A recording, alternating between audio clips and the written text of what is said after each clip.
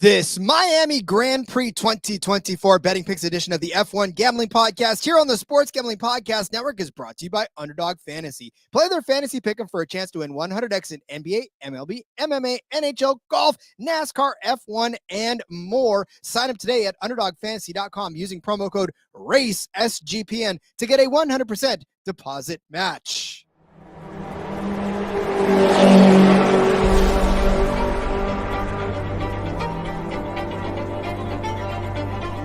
Get ready for speed. You just wait, sunshine. You just wait. Get ready for the passion. To whom it may concern you. Get ready for the raw emotion. Sì, ragazzi! Grazie, grazie, grazie! Dai, forza Ferrari! Get ready for the F1 Gambling Podcast on the Sports Gambling Podcast Network. Now, here are your hosts, Rod Villagomez and Cody Z.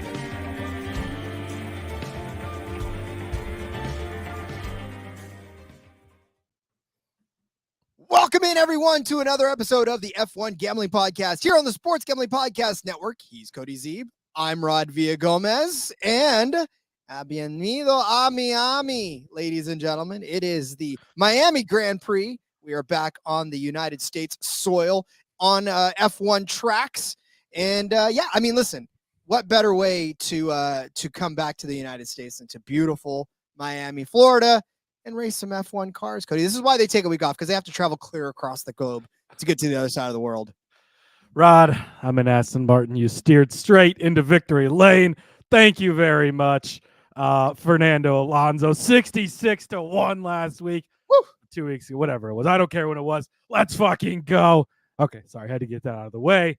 Yes, Miami this week. I'm pumped. I'm excited because I got money left over from that 66-1 last Grand Prix to put back on this one.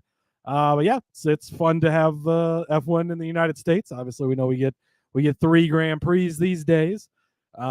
One at a decent time, right? Nice 3 p.m. in the central time zone here. So that's always nice. Little easier to watch than the 2 a.m. starts when they're in China. So I'm pumped and excited. Max Verstappen might win every week, Rod, but doesn't mean you can't win money on F1. We proved that again last time. Oh man, love to see it. And it's what makes this shit fun. You know, and really, honestly, you have to thank Fernando Alonso's strategy altogether for cashing that 66-1, because he started off on softs and everyone was like, what the hell is he doing? And Cody, I knew right off the bat, you were like, let's go. You definitely knew. Oh, yeah. I'm like, this is the move right here. Let's go. So then all of a sudden, what does he do later on in the race? Puts softs back on and kicks out that fastest lap, and 66-1, here we come. JDK checking in saying Lando is getting a Scarface on just in time for Miami. And say hello to my little friend. Yeah, did you see that picture, Rod? Someone has shared the article over in the Discord. He apparently was partying and got a facial injury. So you got to be careful if you're a McLaren driver and you get injured. They might just drop you, Rod. So oh yeah, I mean, listen. Ooh, you thought your seat was hot before. That could be it. So my question though is, obviously it's gonna hurt. Can he put a helmet on? That's the question. I'd guess he's fine, but you think? Yeah. I don't know, man. We'll find out. Face injuries, I guess. Suck, man. Face injuries are the worst. I mean, yeah, especially like with the pressure these guys are pulling and the G forces. That's not going to be comfortable by any means. So, be interesting to see. I don't know. I haven't read up on how bad the injury is or anything. Interesting to see if he ends up with one of those plastic face shields that the NBA guys wear underneath of his helmet. I don't know if serial killers wear. I don't know. Well, yeah, that too. He's wearing a Jason mask under his helmet. Who knows? I've seen far too many of those scary movies to trust anybody in one of those masks. But yeah, I mean, and you see when they get out. Who's the Detroit Piston that always had that? I don't know. Richard somebody. I don't remember what his name was, but Rod's not a basketball fan. I forgot. No, JDK saying Sainz only had 1 week off. I know. After getting his appendix removed, Norris can suck it out. Yeah, I'm gonna have to go with that's you're getting your stomach operated on. probably a little worse than having a scratch in your face. Owie, my face. No, listen, I'd be a wuss though, because you see when they get out and the masks like pressed into their face, that can't feel comfortable if your face hurts. So Suck it up. As well, speaking of NBA, we're talking about playoffs. Playoffs. That's right. Make sure to tune in all week to the NBA and hockey gambling podcast for episodes to get you locked in for exciting playoff action. Let's go, Avs. Let's go, Avs. They're one game away from being able to pass it on to the next round. Plus, it's Derby week on the Sports Gambling Podcast, so tune in as the guys get you ready for the most exciting 2 minutes in sports. Yeah, most certainly. Rip Hamilton. That's the guy I was thinking of. Rob. Rip Hamilton. Not Rip Torn. Richard Hamilton of the Detroit Pistons. I guess Horace Grant must have done it too, because that's what JDK said. Oh, yes, he did, as a matter of fact. I think that's a little before my time. Well, oh, yeah, you're right. I barely remember the Pistons guy. So, all right, Cody. This week, F1 goes to the Miami International Autodrome for the Miami Grand Prix. This track, I think I said it before once already, that it looks like a guitar capo in some way, shape, or form. So that is what I think this track looks like. It's got one gigantically long straightaway between turns 16 and 17.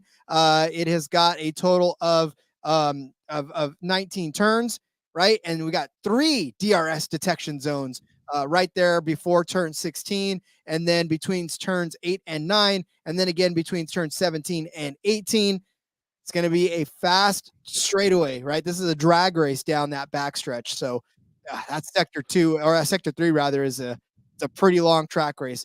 5.412 kilometers, which comes out to just above 3.1 miles for a total of 308.326 kilometers, which is again about 190 miles. Verstappen holds the lap record on this. Surprise, surprise. 1 minute, 29 seconds, 0.708. There have only been 2 Grand Prix on this. The first one was in 2022, and we are set for 57 laps around this Miami International Autodrome. Yeah, I mean, Cody, there's only been 2. So we're digging into the deep, deep history of the Miami Autodrome. Actually, yeah, Rod, went ahead and got back in the archives, went all the way back to the first Miami Grand Prix. I feel like there's some things that you can translate going forward into this weekend. So we are going to look at every single Miami Grand Prix that's run. Because it can be translated over for sure. But yeah, if you're again newer to F1 or checking it out from the NASCAR Gambling Podcast, racing around it goes kind of around Hard Rock Stadium over in that area where is it still Hard Rock? I don't think it is. I think it might be something else now, but where the Dolphins play, whatever the hell they call it these days. Yeah, they're racing over in that area of Miami, and it's fucking Miami, so it's beautiful, of course. Oh, it's so gorgeous. That track is so beautiful. I mean, and obviously, it brings the stars out. Last year, there was Ludacris and Vin Diesel because of, Fast and Furious. I think that was actually coming out right about that. Maybe that was 2 years ago. I don't know. At one of those points, they were there chopping it up. And yeah, you'll have all the big American stars and international stars too will come up, because obviously Miami, a big destination. Everybody wants to be there anyways. Get the F1 elite status. So will be plenty of celebrity coverage, and it's always cool to see. Again, hey, they're pushing racing. They're getting people involved. So you love to see it. I want Will Smith out there, and I want him to have Chris Rock out on stage with him as well on a world tour of slapping. I know that's old reference, but whatever. I am old, and a couple of years ago that was a brand new thing when this track was first around. So there you go. Yeah, again, so honestly, look, when we talk about and we start setting up these races, first and foremost, you have to acknowledge, like we do each and every week, right? The only person to have won a race on this racetrack is Max Verstappen. That has happened twice. It's probably going to happen again this week. I hate it because as a handicapper and as somebody who produces content, each and every week when you come on and say Max Verstappen is going to win this race, well, it's like, no shit, Sherlock. But by the same token, like, what else can you do? And he's minus 600 to win this race. So do with that what you will. Yeah, exactly. I mean, hey, it's just get used to it. He's going to win this race. That's why you build around it, Rod. And worked out for us pretty well last time out in China. Guess who won the race? Max Verstappen. Guess who cashed a bunch of different bets, even though we didn't bet him, but minus 600. We did. So that's what you do. You just work that in. You expect it. and you find plenty of other ways to bet on the race, and it pays off quite often for us. So Yes, it's just, man, that's how it is. You just got to get used to it at this point. That's the time we're in, but doesn't make it any less exciting. Again, I don't think they showed Max very much at the Chinese Grand Prix. I mean, most of the time there were so many good battles throughout the race, and they mattered a lot, and you get Alonso putting on the tires late. Like, things like that are what keep it super exciting and make it a great race. So you just tune out Max, let him go run off and get his victory and have fun out front, and we'll pay attention to the rest of the thing. It feels much like NASCAR this past week, Rod. I was watching that 3-lap down battle for 23rd place to cash my biggest ticket on the day. So, hey, that's what you got to do. It's exactly what you got to do. It is a sprint weekend, though, too. That is actually worth noting as well. So that means there's one practice, and that will happen on the 3rd at 9:30 Pacific, whatever it is on your 12:30 Eastern. I'm not going to do all the math for you, but yeah, it's 9:30 Pacific. Then the sprint qualifying is also later on that afternoon at 1:30. So, okay, 4:30 Pacific for you guys. Then the sprint is on the following day, the 4th, early in the morning. And then, of course, May the 4th. Monday the 4th. Yeah, is that Monday the 4th, really? Not Monday, but it's May the 4th. Oh, yeah, May the 4th be with you. I was like, Monday the 4th. What my calendar's not like? on a Monday. That'd be kind of weird. But Saturday. yeah, and this was not a sprint race last year either. So shaking it up a little different. We had your regular 3 practices and all of that last season. So this was a little different in that case where we only have the one practice, much like last week in China. And then again, the same sprint format that we've had here this season. Yeah, again, and we're not going to really go over the cards too much for China. Obviously, the 66-1 is the one that matters. So that was the highlight. That was the highlight. Everything, everything else. We didn't get a chance to do. God, why did we not? The one time we didn't do a recap show, Rod, was the week we hit a 66-1. But it's because you wanted to wait. You wanted to delay the gratitude. Yes, exactly. I wanted to continue to talk about it this week, but now, Rod, we're gonna put that in the rearview mirror. We're gonna hit the DRS and head to Miami. Look at you. Or push to pass if you're Indy. Don't use the push to pass. It's not legal right this time, Rod. You can use it, but you're not supposed to use it. But in 10 weeks, when we have our next race, actually 2 races later, then we'll take away your win. I don't know. I'm trying to keep up. It's hard. Listen, I drive the Mach 5, okay? That little red button is hard to not push. So, all right. We'll give you some bets for this Miami Grand Prix, but first I would like to tell you all about our friends at Underdog Fantasy. The NBA playoffs are here, and our sponsor, Underdog Fantasy, wants to make it a lot more interesting because Underdog Fantasy is the easiest place to play fantasy sports. You can play their pick'em game. It's as simple as picking higher or lower on player stats like points, rebounds, assists, so much more. And then, of course, in the world of racing, F1, NASCAR, however you want to do it, you pick better than or worse than the projected finishing position of the drivers. You can make entries in just basketball, just racing, or mix it up and get all spicy with it with your favorite sports. You can win up to 100 times your money. Tons of fun. Underdog's available in 30 states as well. Plus, new customers get a pick'em special in the lobby when they sign up. Underdog's going to be running a ton of different promos, bonus cash airdrops, specials, giveaways, and more throughout the NBA playoffs. Make sure you follow at Underdog Picks on Twitter to keep an eye out. Like I said, Underdog's available in 30 states, including California, Texas, Canada. They also just launched Champions, their player versus player format in Florida. So if you want to sign up right now, make sure you sign up with our promo code RACESGPN. Underdog's going to double your first deposit up to $100. That's Underdog Fantasy promo code RACESGPN.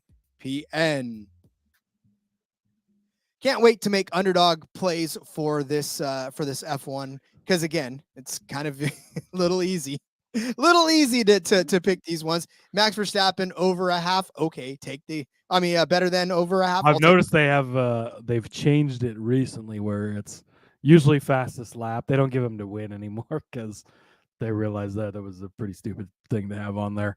But no, there are still great options. Usually you can get him better than 1.5 in qualifying. I take that just about every week. It hits just about every week. So, yeah, again, they offer the qualifying stuff. I feel like there might have even been sprint stuff on there for the Chinese Grand Prix. So if you're not on Underdog, first of all, shame on you. Second of all, promo code RACESGPN. Get in that shit because it's a lot of fun.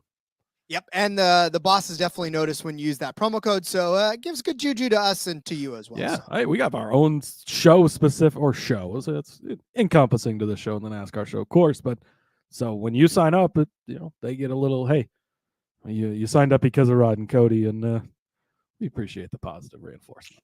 We sure do. We sure do. Plus the reviews and all that other good stuff also go a long way as well. So, all right, done pandering, Cody. Let's get to the bets for this Miami Grand Prix. Where do we start? Yeah, Fernando Alonso fastest lap, Rod. All right, have a good one. We'll see you guys next week. Oh, just kidding. That might or might not be on the card later. You'll have to stay tuned to find out. But we're gonna start with the sprint race, Rod. Hey, there's a sprint race, so let's fucking bet on this thing, right? I'm gonna take Lewis Hamilton to be on the podium in the sprint race, Rod. Plus 850 with our friends over at DraftKings. I'm a little puzzled as to why this number's so big. Now, you're like, well, have you watched Mercedes race this year? Yeah, I get it, Rod. They've not been very good, but we're coming off of a sprint race 2 weeks ago in China where he qualified second in the sprint and he finished second in the sprint. Now, there was weather during sprint qualifying. I get that, and that definitely played a factor, but I'm just gonna run it back at plus 850 to land on the podium. I think that if Lewis can come out and set a fast enough time in qualifying, which we know he's highly capable of, right? Laying down one good solid lap. If he's able to get track position to start the race, it's a sprint race. It's short in nature, right? And that doesn't give him enough time for his Mercedes equipment to catch up and put him behind the 8 ball and lose a bunch of spots. I think that he can hang on and score a podium finish. Again, it's only going to be, what is the sprint this week? Is 20 laps, I think. I don't have it on here, but either way, it's very short. We know it's usually a half hour or so. So, yeah, I mean, really, that's kind of what I'm looking at. So, you go back to China with the second place qualified there, second place in the race, and again, like Lando was the one who qualified on the pole. He was able to pass him. Obviously, Lando had some issues, and Max was the only guy that was able to get around him. He was able to hold everyone else off. So I'm thinking maybe with it being a shorter run, maybe they can get it done. You go back to last season, like I said, there was no sprint race here, so you can't look at that, obviously, for historical data. But you go to FP1, Rod, George Russell was fastest in FP1, and Lewis Hamilton was second fastest. So maybe they are able to find that magic again, come out with quick cars to open the weekend. They can come out, finish well in the sprint. Lewis specifically lands on the podium. Then we get into the race weekend. Max wins. Perez is probably second. Then you'll have your Ferraris, your McLarens. We know the drill, right, and how it's going to shake out. But I think a plus 850, you're getting a pretty good price on. He just did it last time we were out. Again, understand that hard to bet on Lewis right now. It's hard to bet on Mercedes. They've lacked. We know he's leaving. All of this and that. But I think we just saw it. And so let's not overthink it and be like, well, that was such an outlier. Let's just turn around and redo it. So give me Lewis Hamilton to finish on the podium in the sprint race, particularly over on DraftKings plus 850.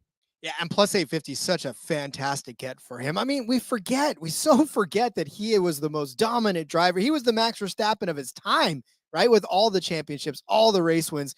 It's so hard to watch him fade into semi-obscurity, but again, he popped his head out last week, which means he could do it again, which is why I'm going to sort of add on to your podium bet, and I will give Mercedes a double top 6 finish in the sprint race. Got this currently at plus 225. You look back at what Lewis has done over the last 2 seasons on this race, in particular, 6th place in both of these. He qualified 6th in 2022 and finished 6th.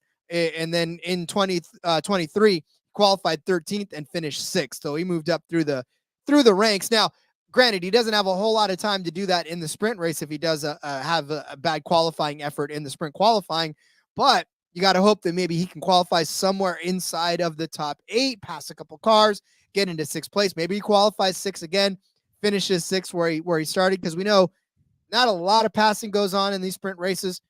Not a lot of passing goes on in the main race, but not a lot of passing goes on in the sprint races in particular because it's so short. But the tire strategy is one thing. So I honestly, like I said, I think Lewis will probably be the strongest part of this part of the double 6 for Mercedes. But you look at what George Russell's done on this track, right? In 2 races, 5th and 4th. In 2020, he finished 5th, by 1 place ahead of his teammate. in 2023, finished fourth, 2 places ahead of his teammate. The only thing that kind of gets you on this one is that he did start 12th in 2022. Again, a lot like Lewis Hamilton, with some places to make up, and that's not easy to do in a sprint race. So a lot of this for Mercedes has to do with qualifying position. Now in 2023, qualified 6th and finished 4th in that one. So look, we know that when Mercedes starts around the front, they tend to stay around the front. It's really mainly accidents and bad pit stops that take them out of contention when they start somewhere within that top 6. So if they start within the top 6, they usually stay within the top 6, if not move up a couple even more spots into the top 3. So I do like your Hamilton podium, especially at the price, but I also think a decent enough hedge is to take both of these guys as a top 6, because at plus 225, it's essentially doubling your money anyways.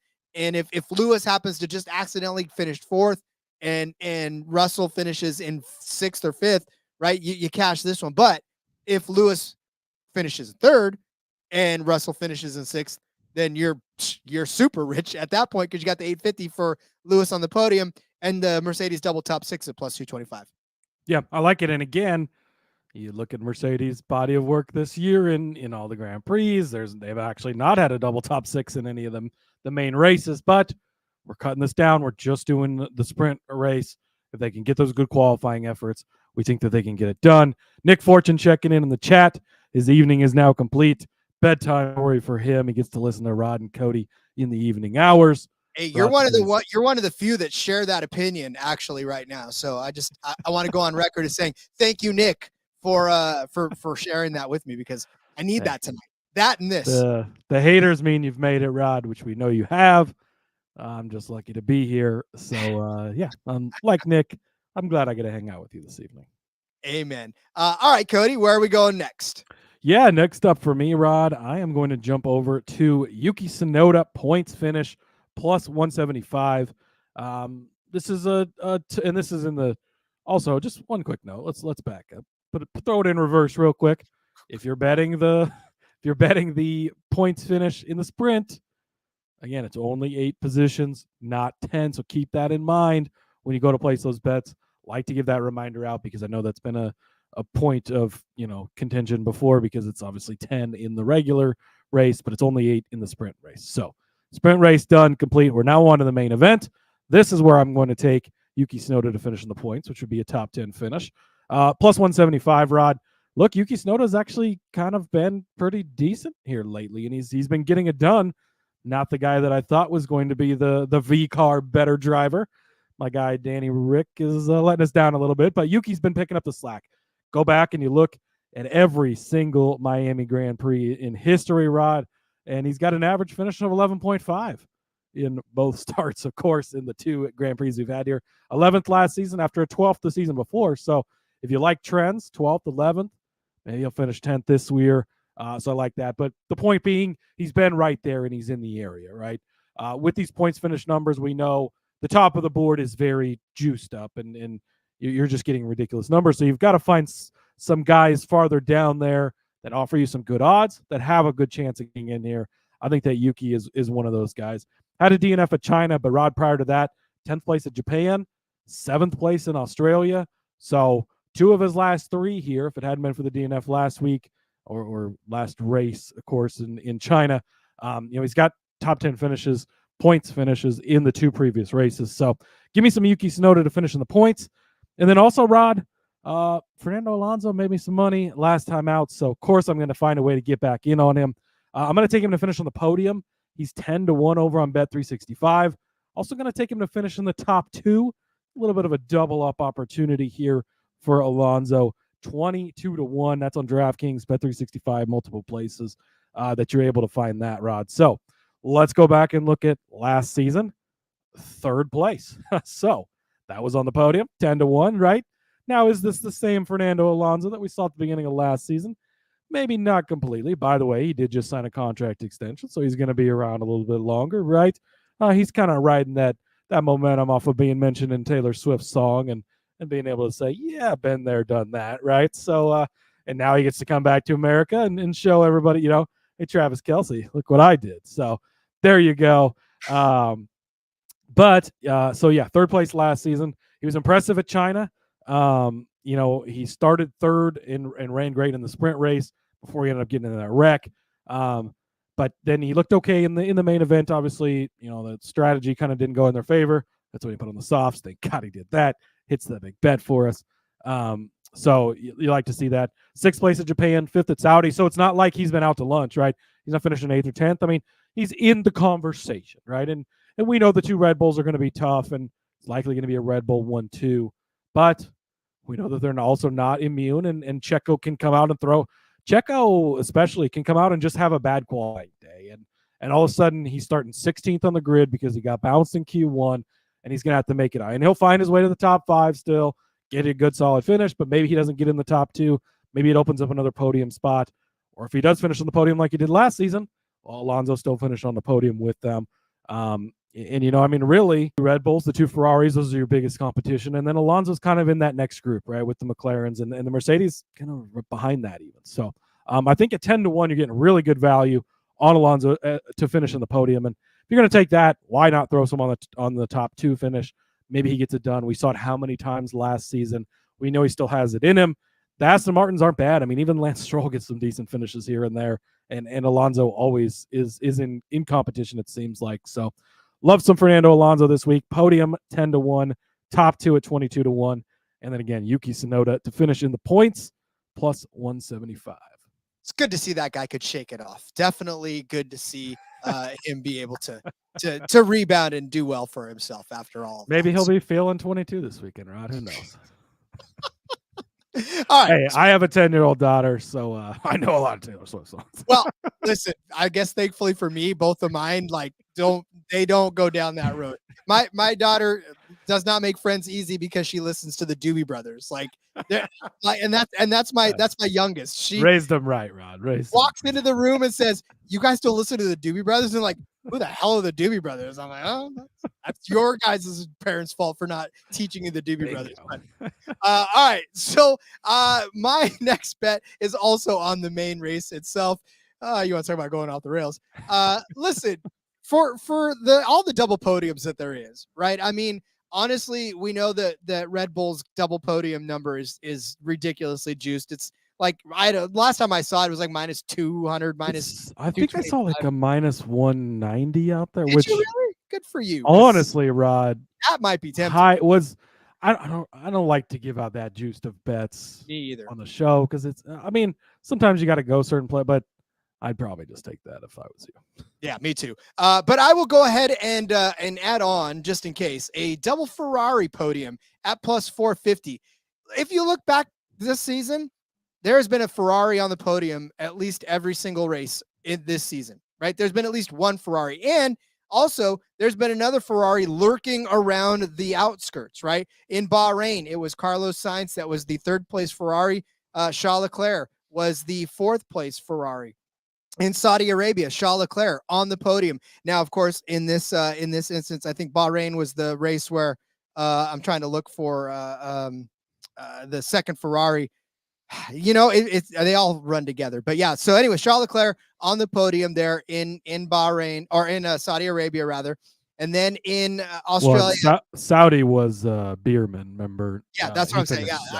Yeah, Sainz was out. That was with the appendicitis. But he comes back. Right, Carlos Sainz wins in Australia. Charles Leclerc finishes 2nd, so that's a double podium for them as well. Carlos Sainz in Japan finishes 3rd. Charles Leclerc finishes 4th.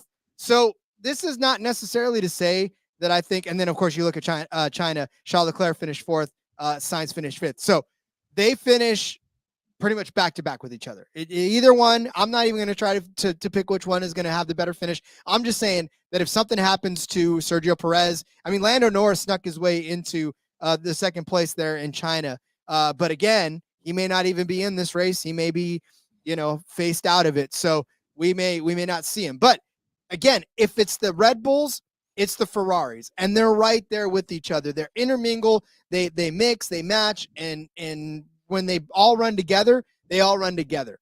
Now, which obviously we're talking Perez falling out of the mix because I'm not really convinced that Max Verstappen is going to be the one. It happened in Australia, so it's not out of the question. Yep, absolutely. So like I said, Highly unlikely, but not out of the question. We're prepping for whatever, as much chaos as you can have in the F1 world, to put both of the Ferraris in the podium, or on the podium rather. And again, at the price at plus 450, this is not something that has no potential, right? I mean, this is priced like something that's kind of, I don't know if it'll happen, but it could. This has got potential. So I like this at plus 450 for a Ferrari double podium. Yeah, I think it's a good price because, I mean, let's be honest, Rod, right? It's Max Verstappen, and then I would say it's Checo, and slightly under him are those two Ferraris. And so one slip up in qualifying by Checo, which he's done how many times before, and then all of a sudden you've got the two. Sainz has been Sainz is the one who's been on the podium every race he's been in, I think, right? With the exception of the one he missed. So, and Leclerc has been there as well a lot of the time, and so they're definitely clearly that next tier of drivers. And Alonso, I think, is kind of right underneath them, and which is why you're getting a bigger number on him, which makes sense.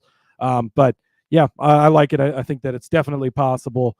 You're really kind of just rooting for Checo to mess up here, which, if you've bet on him enough times, Rod, he does plenty. Unfortunately, I seem to be on the wrong end every single time, but that's okay. Indeed. All right. What is our next bet for you? Yeah. So I'm going to, by the way, this was a good one because you basically stole this one right from me. I was researching my way into it, and then all of a sudden I look on the sheet and there it is. I was like, damn it, Cody. Yeah, this was actually the first one that I put in the sheet too, because I really, really like this one. So I'm going to go winner without the big five. So you're taking out the top five teams, right? And really, they probably should do this winner without the big 4.5. I mean, the Stroll count as a big five, but again, neither here nor there. So he's the free square. He's just tossed in there because some weeks it's good, some weeks it's not, right? So Red Bull, Ferrari, Mercedes, McLaren, Aston Martin, obviously those guys are out. So it's whoever finishes better of the five remaining team, the five back marker teams. Which this is a great, again, sure, Max is winning by 25 seconds, but you're watching the battle for 10th or 9th or somewhere in this area where this is going on. So I'm going to take winner without the big five to be Nico Hülkenberg plus 275. Man, Nico has just impressed me so much, Rod. Now, he did just announce this week that he's going to be going to Sauber next year, so or within the last week or something like that. But he will be at Sauber next year, so this will be his last year at Haas. But Haas has actually been pretty good this season, and it's been led strongly by Nico Hülkenberg. He has been extremely impressive. So let's go back and look through this season, Rod. 10th place in China. He was the top non-Big Five driver. 11th place at Japan. Yuki Tsunoda was the only one to beat him, who finished in 10th place, so only one spot outside of him. 9th in Australia. Again, Yuki Tsunoda, the only one to bet on him. And again, Rod, we already bet Yuki to finish in the top 10, so maybe you're kind of hedging a little bit. Really, there's a way you could double dip on this if you get a Hülkenberg 9th, a Yuki 10th, something like that as well. You go back to Saudi Arabia. He was 10th place there. He was the top finishing guy again. Had a rough day at Bahrain to start the season, but you go to the last 4 races, and it's been him twice being the top guy, and in the other 2 races, he was second to Yuki Tsunoda. So that's a pretty good record so far. He was 15th here last season, so not the most impressive run by him, and he wasn't with Haas in 2022, so he's only had the one run here. But Kevin Magnussen actually started 4th on the grid last season in this race. So Haas came out, showed some speed. They've definitely shown some improvement this season. I just forgot his name, even though I just said it. What's his teammate's name? Magnussen. There we go. It's late, Rod, so that's what I'm going to blame this on. But I wanted to place this bet on Magnussen at 5-1, and that's kind of how I started. And then I'm just like, man, Hülkenberg just every week has been so consistent, so good. He's been the better of the Haas by quite a bit. So I think Hülkenberg is the way to go here. And you can get in on Haas to be the best finisher. You know, if you want to take the team bet, would be a good way to hedge out of it. But man, I really like the Hülkenberg side of this. He's been consistent this season. Again, this is 4 races in a row. We've seen it from him. He's right there on the edge. Doesn't have to finish 10th in the top 10 for this, right? So it doesn't have to be a points finish. He could technically finish 11th if he gets Stroll up in there to finish in the top 10. So it kind of gives you that little bit of extra wiggle room as well. But yeah, Nico Hülkenberg was kind of the first guy that I researched myself into this weekend, and I felt like this was a really good spot to get in on him. So it's winner without the big 5 teams. I think that's pretty much how they listed. Winner, they listed as winner without Ferrari, Mercedes, all the Red Bull, all that stuff. But Nico Hulkenberg plus 275. That one's over on DraftKings. And I actually did decide. I decided not to put it on the card, but I did think about adding the Haas as the winner without the big 5 teams. Yeah, and I should see well. what. Do you remember what the number was on that, Ron? Well, it wasn't. That's why I kind of left it off. I think it like was. Yeah, I think it was something. just. Yeah, it wasn't good enough to. Well, maybe it was plus 220 something. I don't know. It was in there to the point where it didn't really make too much sense to double up on what you had because you had the better number on it anyway. So, yeah, I like yours. But yeah, I mean that's where we're at this point. So, yeah, and Magnussen too, because Magnussen can sneak up in that. It's plus 150. So I mean, you could definitely consider. I mean, you might be better off just taking Nico and Magnussen at plus 275 and plus 500. Yeah. Might be the better way to. Again, I'd have to math that quickly, but might be the better way to go about it. Why Pierre Gasly is listed at minus 10. Is that 10,000 in this? That's got to be obviously a price. They must have been meant to put a plus there. I thought that was pretty funny. Because there's no way. Yuki obviously Yuki's the favorite of this group, which makes sense because and that's why we bet him on the top 10, right? And that's why I didn't say anything more about him because I was gonna continue to add on to Yuki too, but I was like, let's talk about. It just seems to be of the the best of the rest is kind of how you look at this, and it seems to be a clear pecking order like it is at the top of the board, right, where it's Yuki and Hulkenberg, and then kind of everyone else, and they jumble up and go back and forth. And depending on how long the Sauber pit stops take, maybe Nico needs to reconsider leaving for them next season. But oh well. Well, speaking of pit stops, I'm going back to my favorite bet because I looked through the stats, Cody, and I was like, look, I don't care. They've been throwing out some fucking heaters this year, Rod. Oh, I know. Red Bull fastest pit stop. Minus 175. Cody, what about paying the juice? What is that thing we say? You want to pay the juice if you lose, Rod. And how are you losing? Holy shit! These guys on this one fast this year. Okay, let me paint you a picture. All right, this picture begins with the overall fastest pit stop of the season. Belongs to Red Max Verstappen Bull, Red Bull, and Max Verstappen. 1.9 seconds last week in China. Oh, guess what? Sergio Perez, a 2.00 second stop. And not to be outdone, but Perez again, 2.05. 3 of the season's fastest pit stop all belong to Red Bull, all came last week. And then you go farther down the list. Verstappen in Japan, 2.08 is the 4th fastest.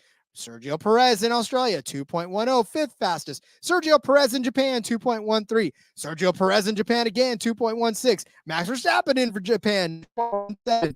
And then Max Verstappen in China, 2.18. Max Verstappen actually stopped 3 times. Or no, he stopped twice in China. But he had, two fast pit stops there as well. The first team to beat, or actually not even to beat, but the first team to have a top 10 that's not a Red Bull is Ferrari, 2.18 in Australia. That is 9 of the top 10 fastest pit stops of the season belong to Red Bull. They are up in the standings 178 to 86 against Ferrari. That is where they're at in the point standings as far as fastest pit stops are concerned. I'm telling you right now, ladies and gentlemen, they are, like Cody said, they are throwing down some heaters. We talked about the fact that they had the fastest pit stop in China. They had the fastest pit stop in Japan. They had the fastest pit stop in Australia. They had the fastest pit stop in Saudi Arabia. The only time they did not have the fastest pit stop was in Bahrain to start the season. Ferrari had 2 of the fastest pit stops before Red Bull's 2.2 or 7 mix. So you're not losing this bet. 100 minus 175. We don't tend to give those out, especially in the racing world, but you're not losing this bet. And what's more, if you really want to go and kind of go contrarian, you can go McLaren at plus 350 because they've actually had some fast pit stops as well. They are on the 3rd on the list as far as total pit stop or fastest pit stops are concerned in points wise. So it goes Red Bull, Ferrari, but even Ferrari's number is not good enough. I think if you take a stab at McLaren, maybe they get a good pit stop for Lando or for Piastri and get them out. So yeah, that's the way to head is you just dump it all on Red Bull and back it up with a little bit of McLaren to cover yourself on the backside in the off chance that they go go with the crazy one. But man, Red Bull pit crew, they need to do like Fox does and get those fellas on TV, and we need to meet those. I'm curious, Rod. Like you hear all these, which has been great on the NASCAR side of things, right? Where they're introducing the pit crew and let them say their thing and sexiest bald man, but they're telling you all these football teams they played for and stuff. And I've seen them up close and in person. Like these guys are fucking dudes. My God, it's crazy. But like, what about these F1 pit crews? Are they a bunch of former like rugby players or soccer players being overseas? Australian rules football players. Australian rules football. There you go. That would be fun, actually, to have a bunch of Aussies out there just throwing stuff around. Yeah, I mean, they don't work quite as hard as the NASCAR guys, right? They kind of just sit there and pop the gun on and take the tire on and off. But hey, they're fucking fast at it, so that's all that matters. Love it. All right, well, this is the point of the show where it's funny, Cody. When we first started this show 60 episodes ago, or we thought, well, we'll give out the winner, right? Because this usually is our traditional winners part of the square, right? We said this is where we put the winners. Well, we found out quickly that it's very difficult to put just the same winner in there every week, so we just sort of turned this into another bet. It's also hard to bet on Max Verstappen minus 700. You only pay the juice if you lose. But yeah, we're not going to give that advice out. So, Hey, you can take your random stabs at long shot winners and stuff if you really want to. But Rod, what we've found to be successful, i.e., look at the Chinese Grand Prix. You take some stabs at fastest lap, and it's not just, again, I don't know how many times I say this, but it's so true. We did this in the Cup Series for NASCAR last week. We had a 24-1 in the Cup Series, and it's a longer shot bet, but we're not just giving these bets out. We had an 80-1 winner over there earlier in the season. We don't just give them out to give them out willy-nilly. There's generally a pretty good reason for it, and you can find some numbers to back it up. Kind of was a little willy-nilly last week with Alonso. I think I just said I was feeling it, but hey, I was feeling 22, and I felt 66-1 later on in the day, Rod. So that worked out pretty nicely. So, all right, fastest lap for me. Look, how do you not go back to Fernando Alonso after what happened last week, Rod? So we're going to do that. 33-1 for Fernando Alonso over on Bet 365. If we proved it at China, anybody can hit these, even Fernando Alonso, whoever it is. So he got it done. And you look, and it was Fernando Alonso, it was Max Verstappen, and then it was Zhou Guanyu with the third fastest lap at China last week, Rod. So not like it was crazy. You go back to last season in this race, it was Max Verstappen, again, the fastest lap, and it's always going to be Max can lay the fastest lap down just about anytime he really tries, but it doesn't always work where he gets the perfect conditions at the perfect time with the perfect tires. You get someone that pops in, they run that lap. It worked out perfectly with Alonso, had that soft tire to get on there, and it worked out. So Max, Alonso, and even Hülkenberg was a top 5 fastest lap guy last season here at Miami. So there can be some variance in there. We've seen it. So Fernando Alonso 33-1, and then Rod, Zhou Guanyu 250-1.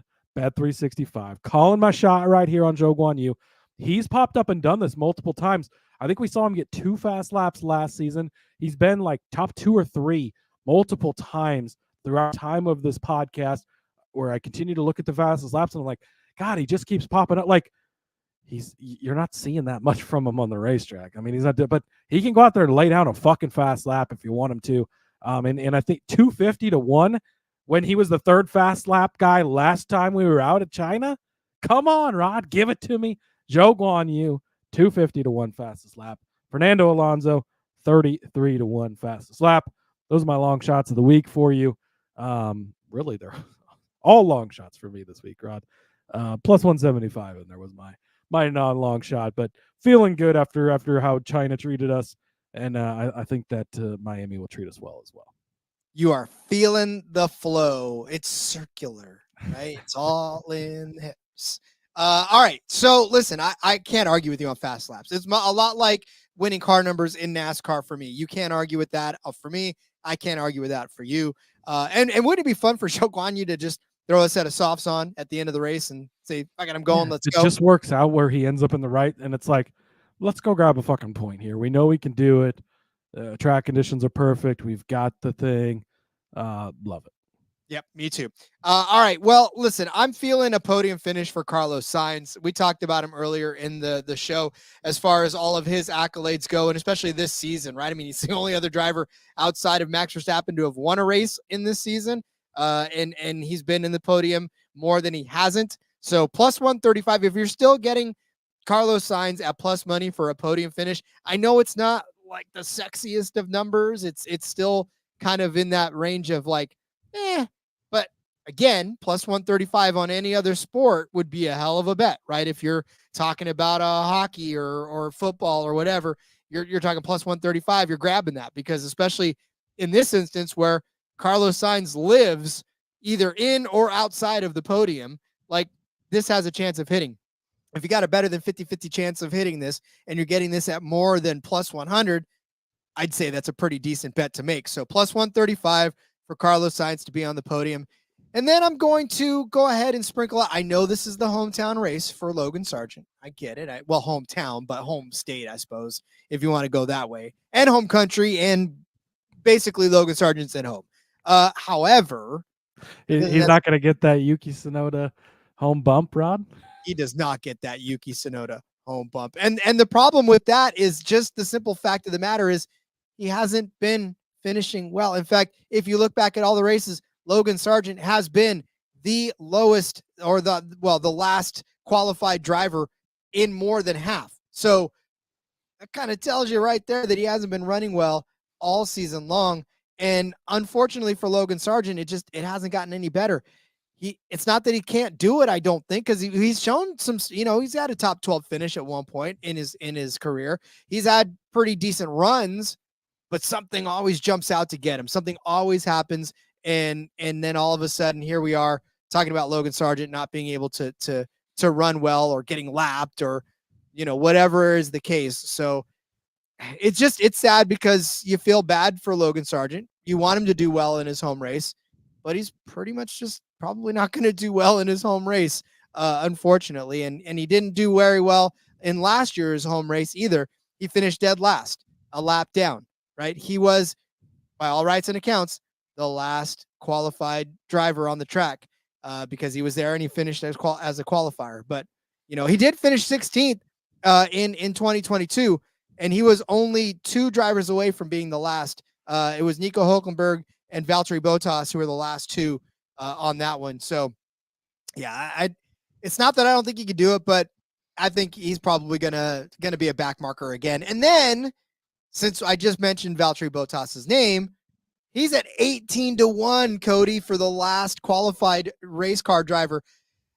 My only handicap, outside of the fact that it happened 2 years ago, right? He was the last qualified driver in the race, is that this dude spends, I think he's still in the pits right now waiting. Dude, this is the perfect, I just thought of this while you were, I saw this in the sheet while you were talking. I was like Discount Tire or Mavis Tire and Brakes, one of these companies needs to get behind him and just build an on-site store, and Valtteri Bottas pulls in and they change the tires faster than his picker could get it done because they're so fucking slow. Talk about how fast Red Bull is. Holy shit, these guys are slow. Well, it's funny because I went in earlier this week to get my tires changed. It took me 2 hours, and I tweeted out, or I put it out in the Discord. I was like, it took me 2 hours to get my tire changed. I felt like a Valtteri Bottas pit stop. That's where I literally laughed out loud when I read that, Rod. So I appreciate that. That was pretty fun. I was sitting there watching him going, Jesus Christ, guys, can we listen, this Kick Sauber is not, this crew is not doing me well right now. So, yeah. Again, I feel like I feel like Valtteri Bottas is a better one than Logan Sargent, but given the fact that Sargent has been one of the last qualified, you got to find a way to bet on the American for this race, right? Unfortunately, it's for the wrong reason. Logan, we found the best way to bet on Logan. I would love for you to jump up and get a podium again. Let's have a beer together. Let's talk this out. Top 15, all right, Rod. Let's podium. Oof. Points finish for Logan Sargent this week. That'd be great. If that's the case, you better just take the under on the classified finishers bet because be some chaos in this race. Take the under on the qualified finishers and take him to be the last one because that would be 10 qualified finishers and he'd be the last. So you double dip on that one. There you go. Yeah. So find a way to get in on the American on this race in this Miami Grand Prix. Speaking and of I love the Bottas play too. It's a great number, especially for the circumstances surrounding it, right? With the pit crew and how they fuck everything up. Yeah, I mean, again, the only way that this really doesn't happen is if either one of them ends up wrecking out, or both, and so, and if Sargent ends up wrecking out, I mean, if you put something on both of these guys to be the last qualified finisher and Bottas ends up doing it, you're not going to care. You're not going to care at all that Sargent crashed out. So yeah, that'll be for you to decide how you want to do it. But like I said, I when I saw Bottas, I was like, do I really want to do this to him? But I was like, yeah, I guess I will. So we'll see how that works. Yes, sir. All right, let's go over our bets for this Miami Grand Prix as we come back to America for F1. Cody started you out with Lewis Hamilton on the podium for the sprint race. Again, for the sprint race at plus 850. I said that Mercedes would have a double top six finish in the sprint race as well at plus 225. Cody's turning to the main race to say Yuki Tsunoda will have a points finish at plus 175 on the Sunday race. And Alonso on the podium at 10-1 on Bet365. Or if you just want to kind of take the, it's not a car lift, I suppose, in F1. I guess it could be a car lift, of sorts. Alonso to be in the top two at 22-1 in the main race. I also said that in the main race, Ferrari would have a double podium finish at plus 450. Cody said Nico Hülkenberg would be the winner without the big five teams involved at plus 275.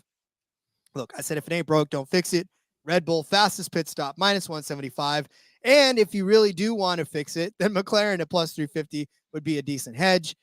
Cody started you, also gave you Fernando Alonso as a fast lap at 33-1, and Zhou Guanyu at 250-1 as a fast lap as well. I said throw Carlos Sainz on the podium at plus 135 and take Logan Sargent at plus 125, or I suppose Valtteri Bottas at 18-1 to be the last qualified finisher in the Miami Grand Prix. I promised you guys Will Smith, but I don't like copyright issues, so I think I'm going to not get sued today, and we'll just not play Miami. Oh, damn it. That's all right.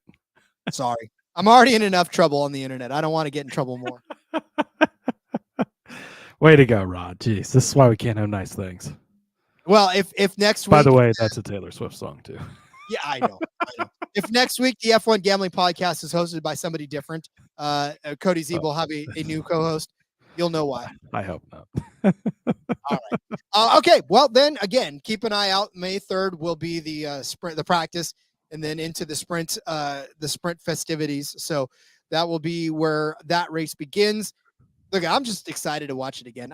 I hate weeks off of F1. I really do. It's sad because as much as F1 starts to become a parade, like those cars are so fast and it's so much fun to watch still. And again, even though Max wins by all this every time, whatever, like it's always fun. There's always good racing. There's still good action throughout the field, and betting on it, having the DFS sweats, it all makes it worth it. So we do have a week off after this, Rod, but then back-to-back races at the Emilia Romagna, something in Italy, and then Monaco. Oh, it's almost the big weekend in racing with Monaco, the Indy 500, the Coke 600.